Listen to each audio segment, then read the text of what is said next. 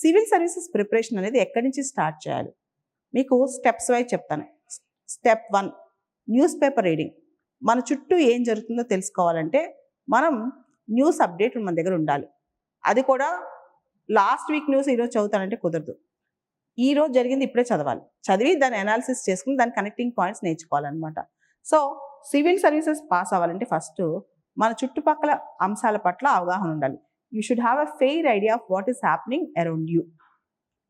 అంటే అది మన స్టేట్లో కావచ్చు, ఇండియాలో కావచ్చు, వరల్డ్లో కావచ్చు. మన చుట్టుపక్కల ఏం జరుగుతుందనే దాని మీద మనకి పూర్తి స్థాయి అవగాహన ఉండాలి. నెంబర్ 1. నెంబర్ 2 బేసిక్స్ అవగాహన ఉండాలి. ఈ బేసిక్స్ అంటే ఏంటి?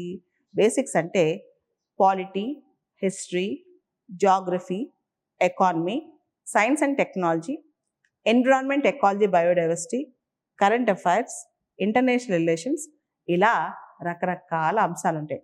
వాటి మీద క్షుణ్ణంగా బేసిక్స్ అవగాహన ఉండాలి. ఉదాహరణకి మనకు ఒక రాజ్యాంగం ఉంది. We have a constitution and we have fundamental rights in that constitution. How many fundamental rights we have and are our fundamental rights unconditional, or they absolute? అలా బేసిక్స్ మీద అవగాహన ఉండాలన్నమాట. అలానే సైన్స్ అండ్ టెక్నాలజీ ఉంది. Science and టెక్నాలజీలో మనం Gaganyaan machine అనే దాని మీద ఎక్కువ దృష్టి పెడుతున్నాము. అలానే ఇస్రో అచీవ్మెంట్స్ చాలా ఉన్నాయి. వాటి మీద మనకు బేసిక్స్ తెలుసా? ఓకే, పిఎస్ఎల్వికి జిఎస్ఎల్వికి తేడా తెలుసా? ఓకే, ఎటువంటి శాటిలైట్స్ మనం లాంచ్ చేస్తున్నాము?